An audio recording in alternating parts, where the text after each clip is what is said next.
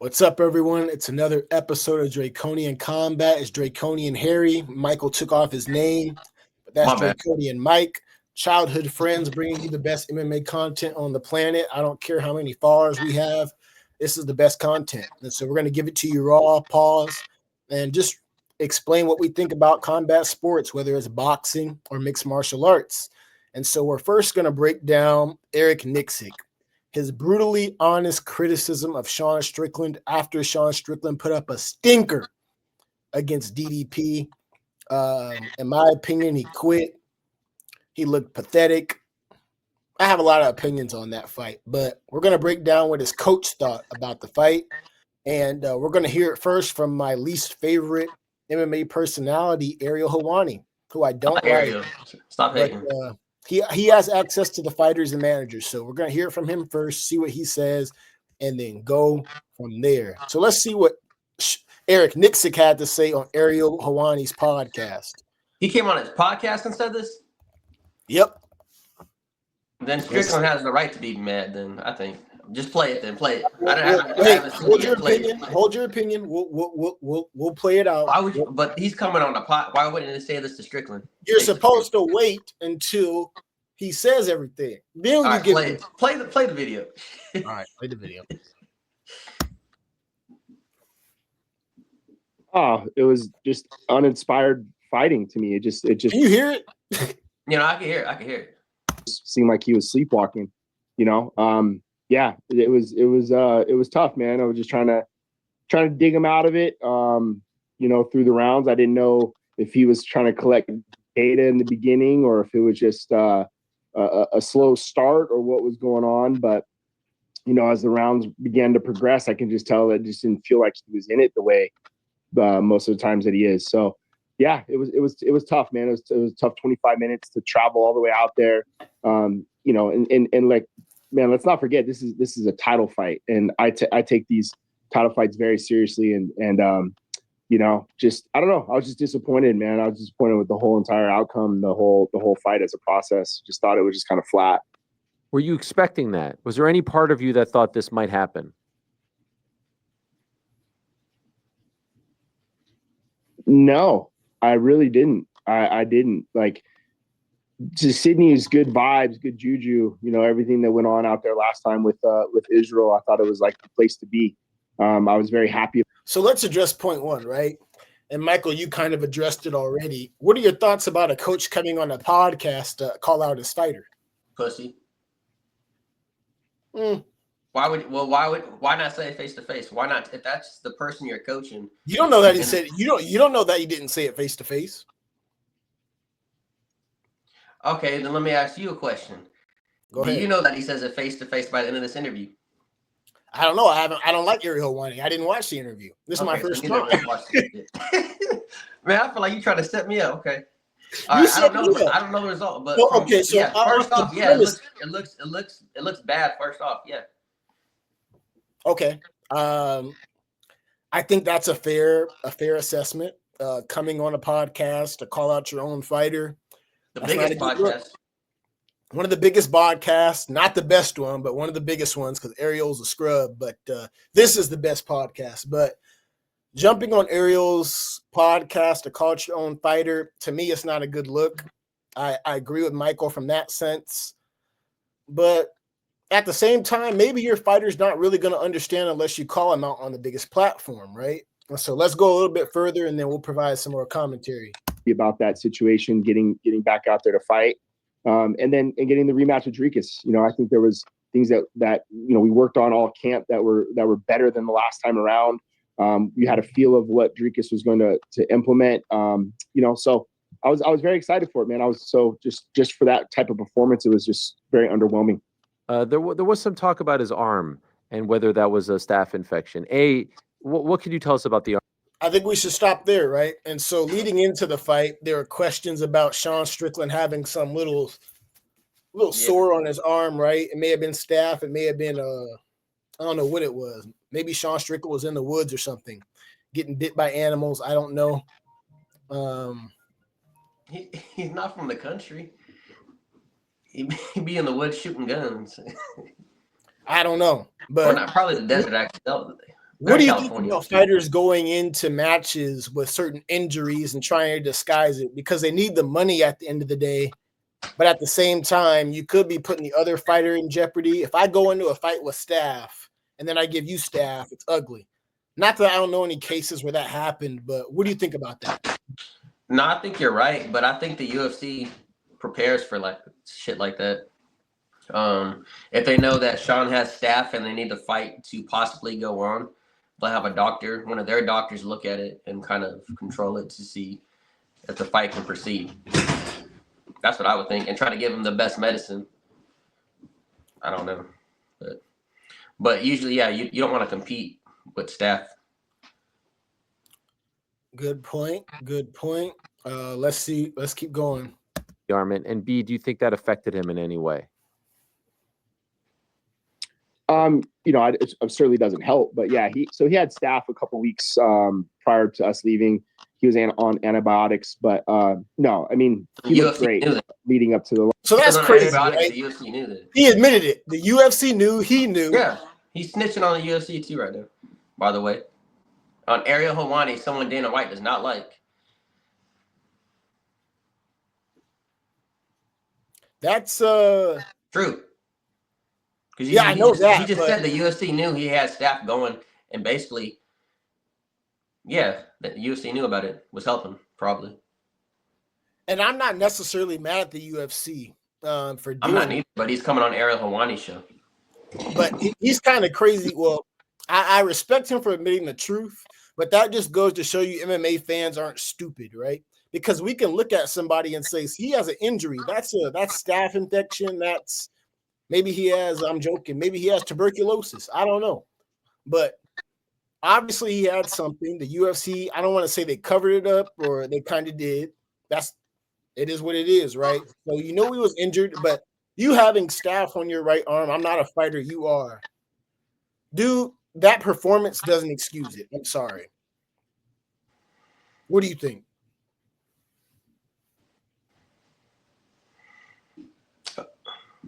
I don't know.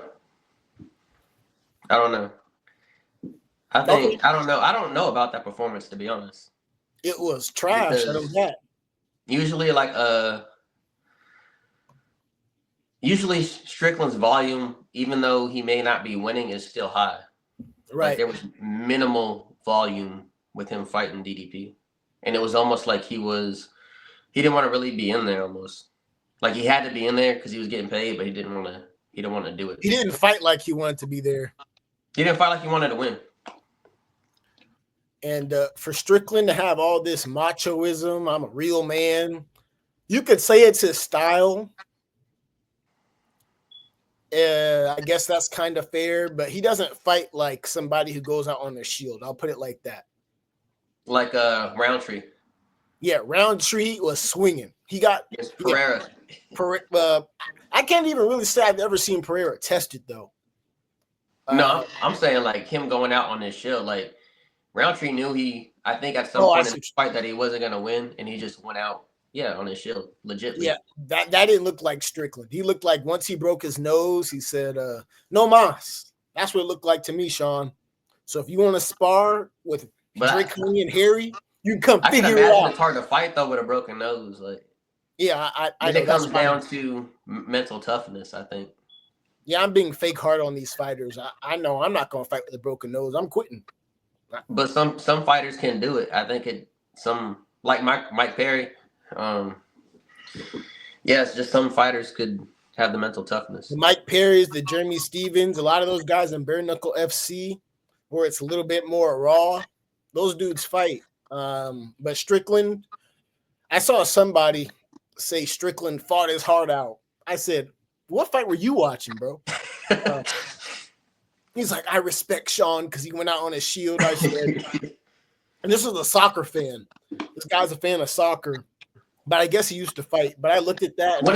What does he think going out on his shield means? Because me, when I hear that, I'm thinking like I know I'm about to lose this fight, and I can either pretend like I'm hurt, pretend to get choked out, like I've seen fighters do, pretend to be passed out, and then jump up like 3 seconds later like they weren't passed out.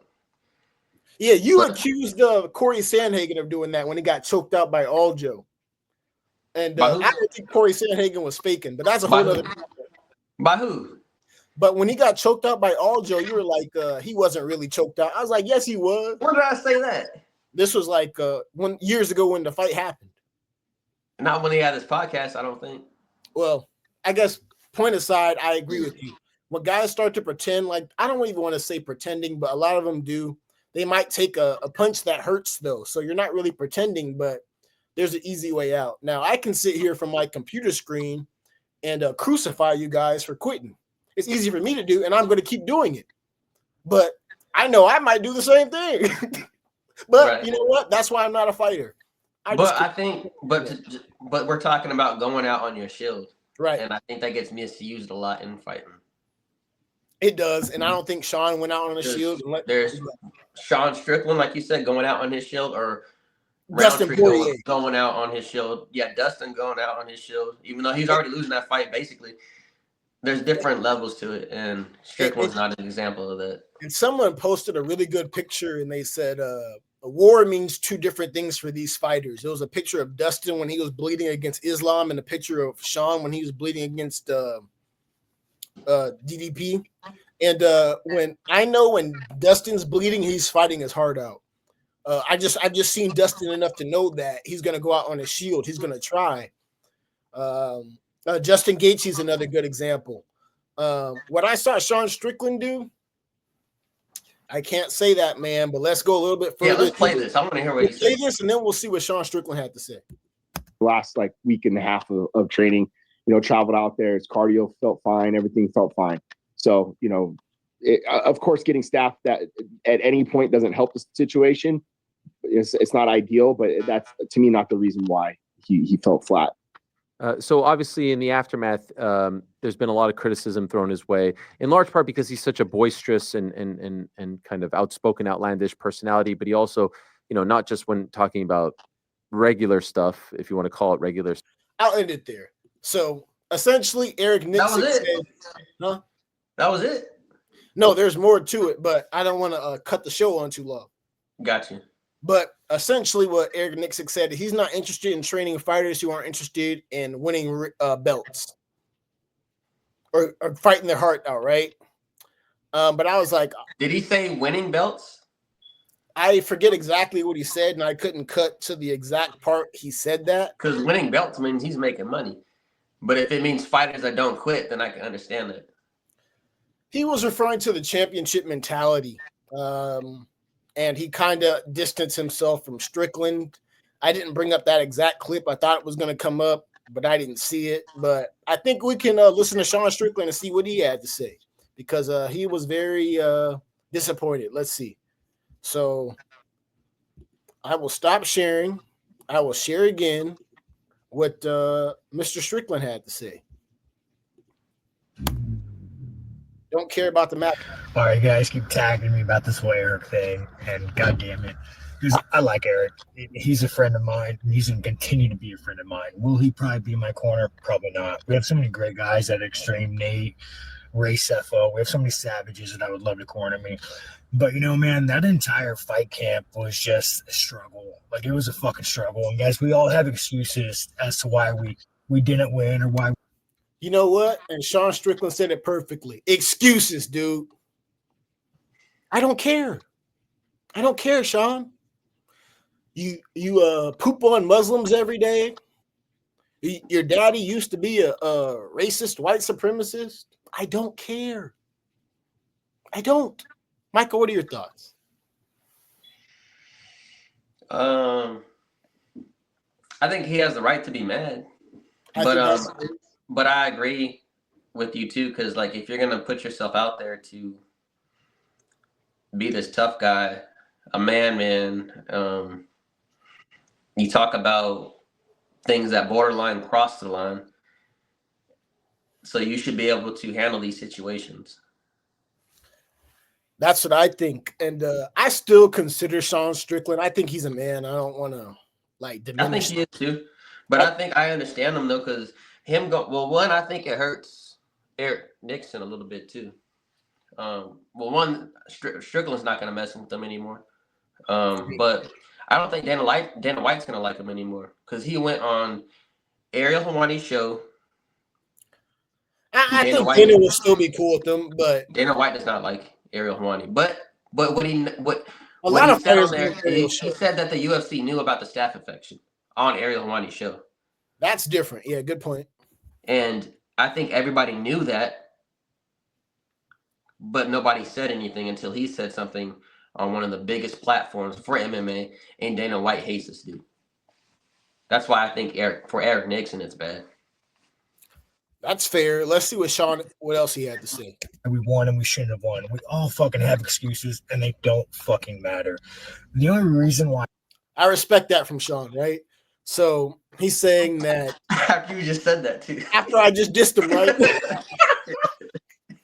you start talking to Sean for having excuses, and he said, "You know what? I don't really have excuses." But you kind of did, Sean, but you didn't, right? So you're playing the middle ground. So I really don't take back what I said, but I feel you. I know where you're coming from. Let's see what else you had to say. I'm making this video is because Eric had to go do a fucking podcast and become an influencer. So now I got to all right, kind of explain myself. Opportunity. And not. Why are you wearing sunglasses in the car? Did you get beat up that bad, Sean?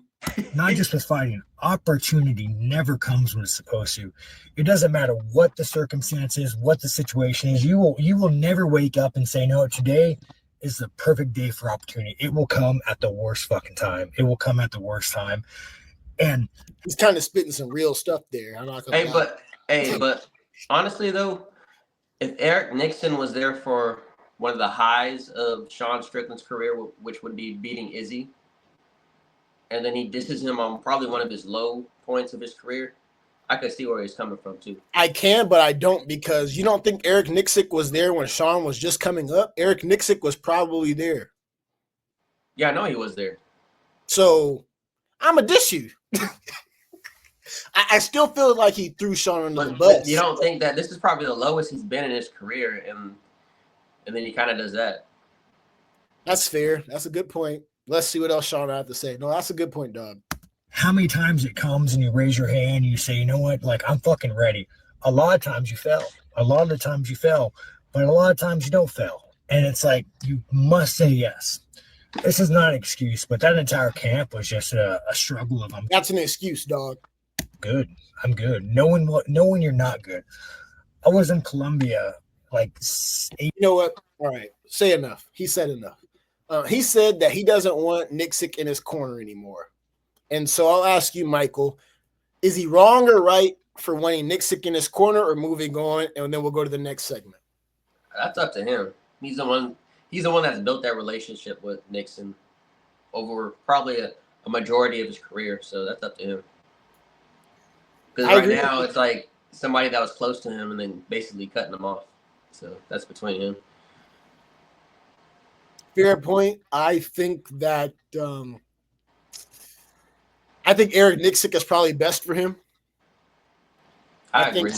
I think switching up at this point in his career is probably wrong, but it's too late. No one's going to know him like Nixon. That's the thing, though. No one's going to know him. No one's going to know your habits, your tendencies, the way you fight, your heart, anything like that. They're not going to know those things, man.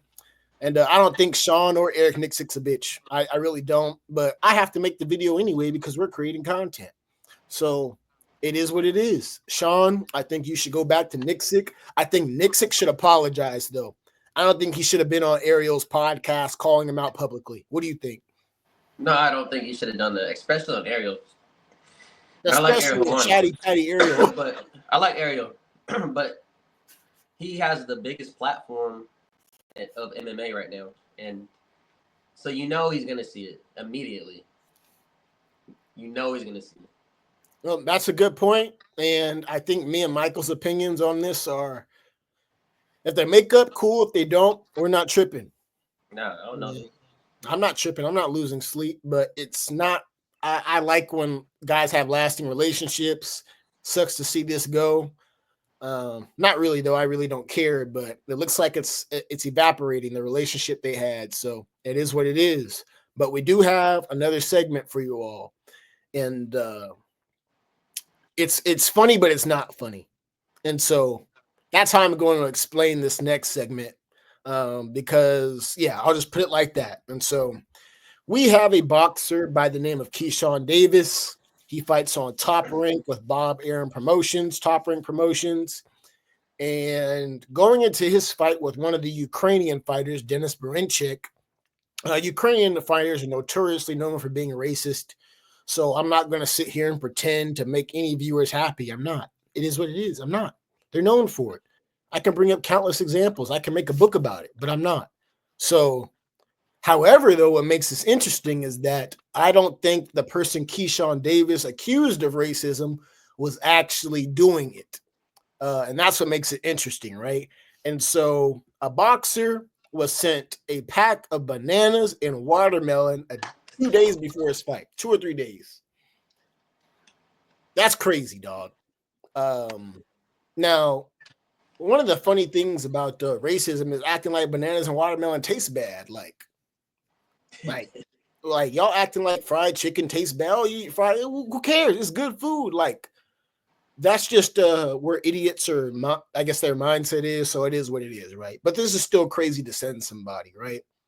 And so Keyshawn Davis in the press conference accused the fighter he's fighting of doing this, but the fighter was kind of like confused because he didn't really do it, or maybe he did, but he was acting confused because he's like, I didn't do this. And so now it leaves us to wonder who really sent him this package of watermelons and bananas. And so before we get into it, Michael, what are your thoughts? If I send a Mexican fighter some racist package or a white fighter some mayonnaise or something like that, that's on me. That's foul, right? Yeah, so if you sent me like a pack of beans, I probably want to whoop your ass. Right, exactly. Go ahead, yeah.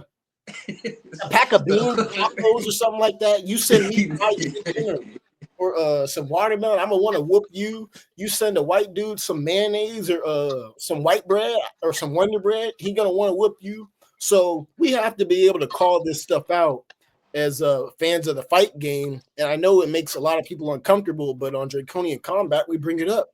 Because, you think it was a fan or somebody that did it?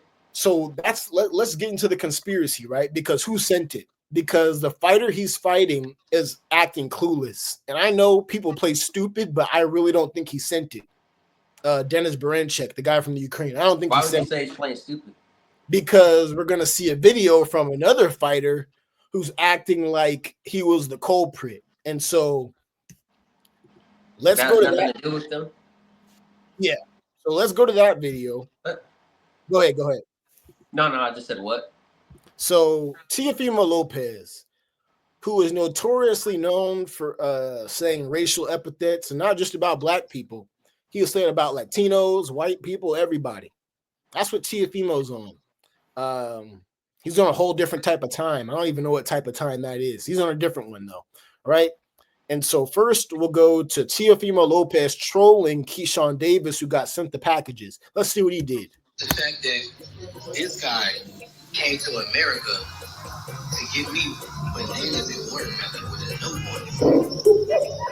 It's unprofessional, and I feel like it's racist, and you just made this fight a little more personal.